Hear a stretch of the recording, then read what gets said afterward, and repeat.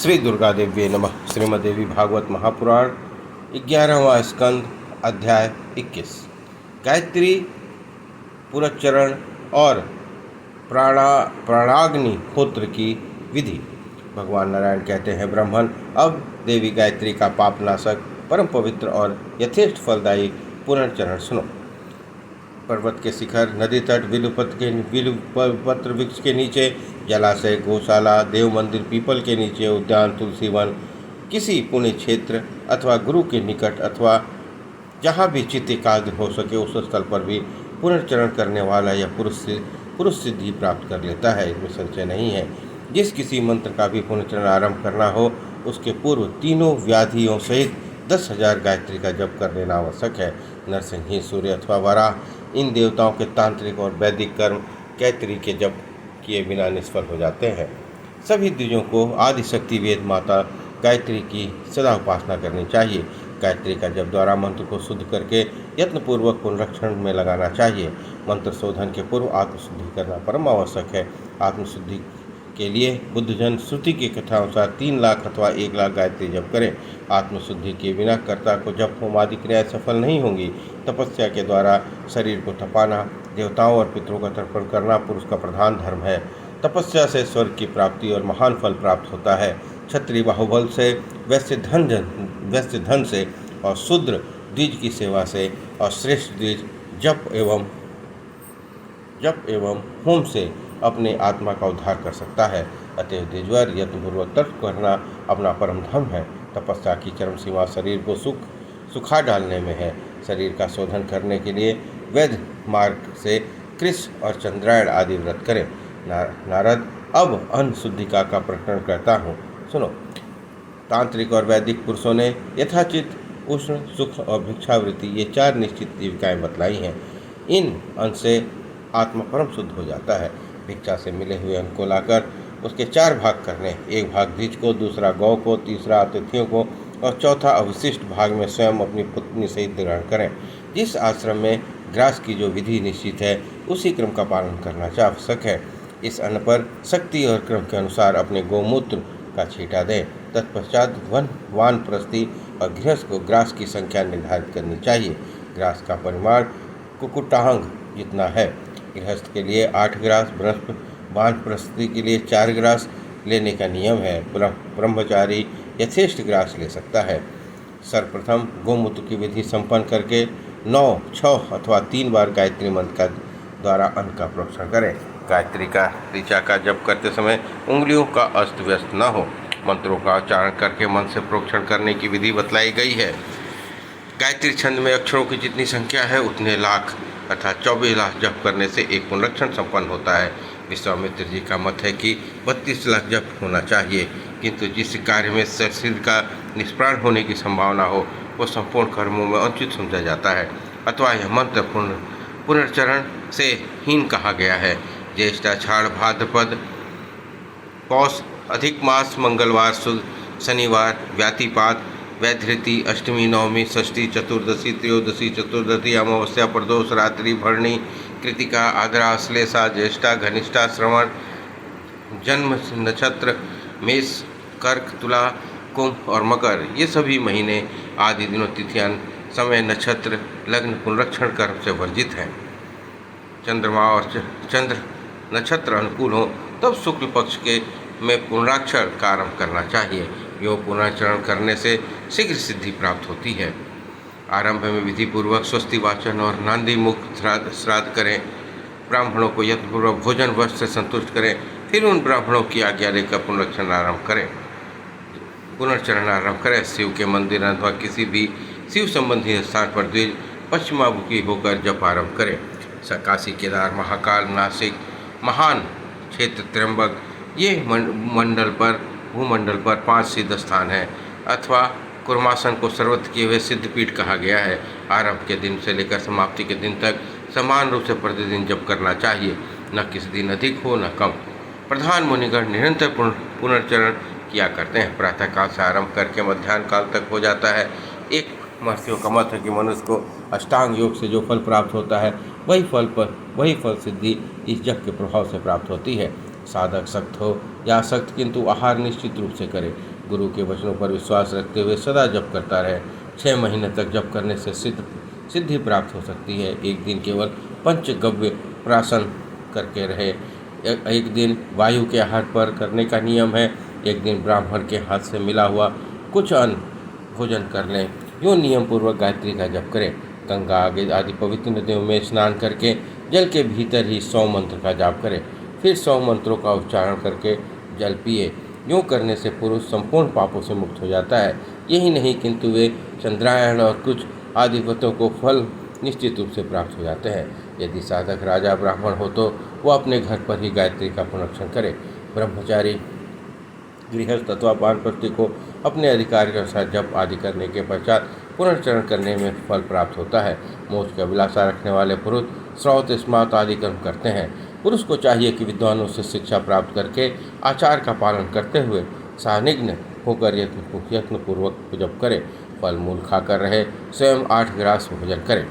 देवर से इस प्रकार पुनरीक्षण करने से वह मंत्र सिद्धि प्राप्त होती है, जिसके अनुष्ठान मात्र से दरिद्रता दूर हो जाती है। इसके श्रावण की महिमा इतनी महिमा है कि बड़ी से बड़ी सिद्धि स्वयं पुरुष को उपलब्ध हो जाती है।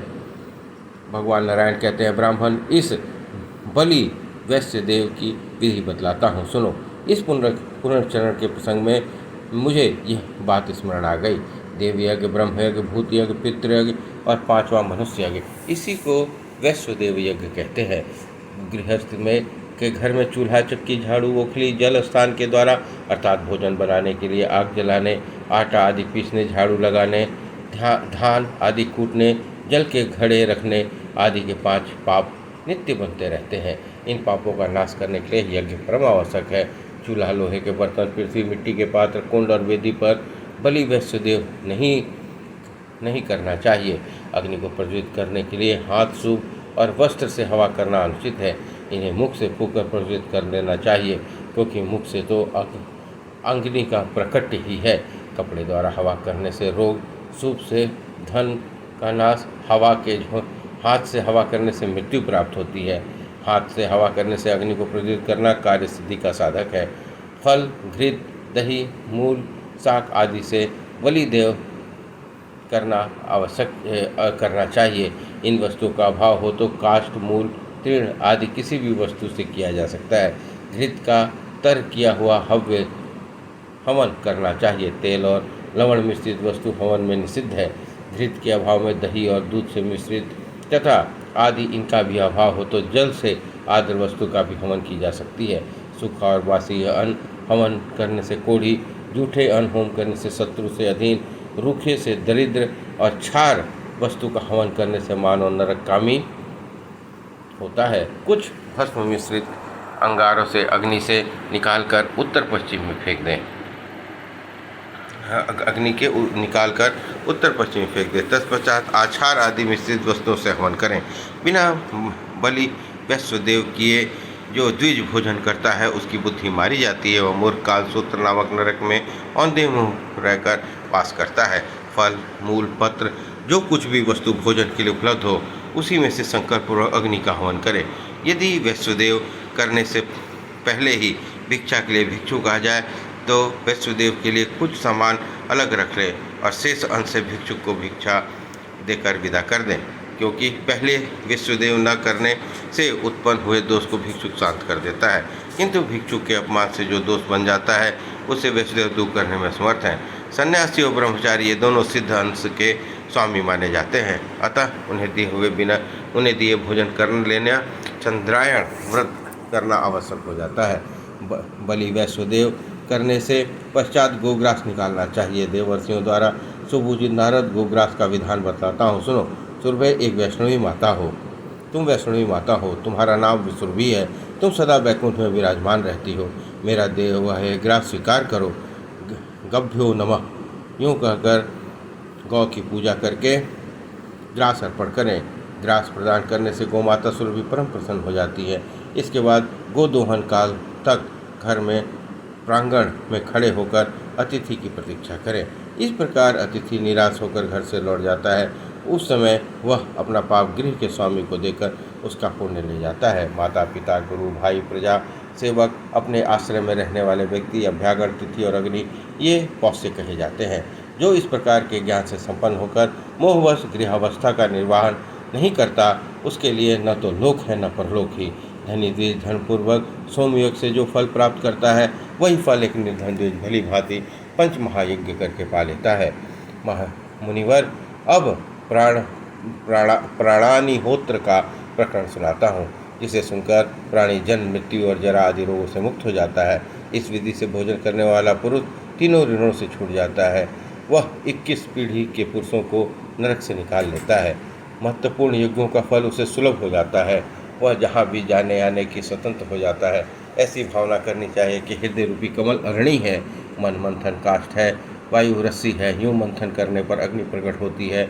यह निर्द अर्ध वायु बनकर यज्ञ कर रहा है। ऐसी भावना करके तर्जनी मध्यमा अंगूठे से प्राण रूपी अग्नि को आहुति डाले। मध्यमानिका अंगूठे से अपान के लिए, कनिष्का अनामिका अंगूठे से व्यान के लिए, कनिष्का तर्जनी अंगूठे से उदान के लिए तथा संपूर्ण उंगलियों से अन्न उठाकर समान संख्यक प्राणाग्नि के लिए आहुति छोड़े। इस मंत्र आदि में ओम और अंत में स्वाहा शब्द का उच्चारण करना चाहिए, अर्थात ओम प्राणाय स्वाहा यूँ कहें। मुख में आहवनीय अग्नि, हृदय में गाह प्रत्याग्नि, नाभि में दक्षिणाग्नि, नीचे के भाग में सभ्य और औषध संज्ञक अग्नि विद्यमान है, ऐसा चिंतन करें। वाणी होता है, प्राण उद्धता है और चक्षु ही अर्धवायु है, मन ब्रह्मा है, श्रोत्र अग्निस्थ के स्थान पर है, अहंकार यज्ञ संबंधी पशु है और प्रणव को पय कहा गया है। बुद्धि को पत्नी कहा गया है, जिसके अधीन रहकर गृहस्थ पुरुष कार्य संपादन करते हैं। छाती वेदी है, रोम कुश है और ये दोनों स्रक और सुहा है। ओम प्राणाय स्वाहा इस मंत्र से सुवर्ण के समान कांति वाले क्षुधाग्नि नामक ऋषि हैं, सूर्य देवता हैं और गायत्री इनका छंद कहा जाता है। ओम प्राणाय स्वाहा इस मंत्र के अंत में यह भी कहना चाहिए कि यह हवि महाभाग सूर्य के लिए है, न कि मेरे लिए, अर्थात इद मादित्य देवाय नमः। अपान मंत्र से गोदूत के समान शुक्ल आकृति वाले श्रद्धाग्नि ऋषि हैं। सोम को इसका देवता कहा गया है। उसिग्न छंद है ओम आपनाय स्वाहा इदम सोमाय नमः। यूँ मंत्र का उच्चारण करना चाहिए। व्यान मंत्र के कमल में सदृश वर्ण वाले आख्यान संज्ञक अग्नि ऋषि हैं। अग्नि देवता अग्नि है और इनका अनुष्ठुप छंद कहा गया है। ओम व्यानाय स्वाहा यह कहकर अंत में इदम अग्ने नमः का भी उच्चारण करना आवश्यक है। उदान मंत्र से गोप बहुटी के समान वर्ण वाले अग्नि ऋषि हैं और वायु उनके देवता कहलाते हैं। वृत्ति छंद है पहले ओम उदनाय स्वाहा इदम वायवे नमः। यह मंत्र इस प्रकार दीर्घ उच्चारण करना चाहिए। सबके मंत्र के बिजली के समान वर्ण वाले विरूपक नामक अग्नि ऋषि हैं। इस मंत्र का देवता पार्जन्य माने जाते हैं। इस पंक्ति को छंद कहा जाता है। पूर्व की बात ही ओम सामनाय स्वाहा इदम पर न्याय नमः इस मंत्र का उच्चारण करें। इसके बाद छठी आहुति देनी चाहिए। इस मंत्र के वैश्वानर नामक महान अग्नि ऋषि कहे गए हैं। गायत्री छंद है, इसके देवता आत्मा है। मंत्र स्वाहांत उच्चारण करने का विधान है। ओम परमात्मने स्वाहा इदम आत्मने नमः। इस प्रकार प्राणाग्निहोत्र किया जाता है। इस विधि को जानकर करने के पश्चात परम ब्रह्म भाव को प्राप्त हो जाता है। यूँ इस प्राणाग्निहोत्र विद्या का संक्षेप में तुम्हें सामने से वर्णन किया है। इस प्रकार से मध्यदेवी भागवत महापुराण 11वां स्कंद अध्याय 21 और 22 संपन्न हुआ। बोलिए दुर्गा महारानी की जय।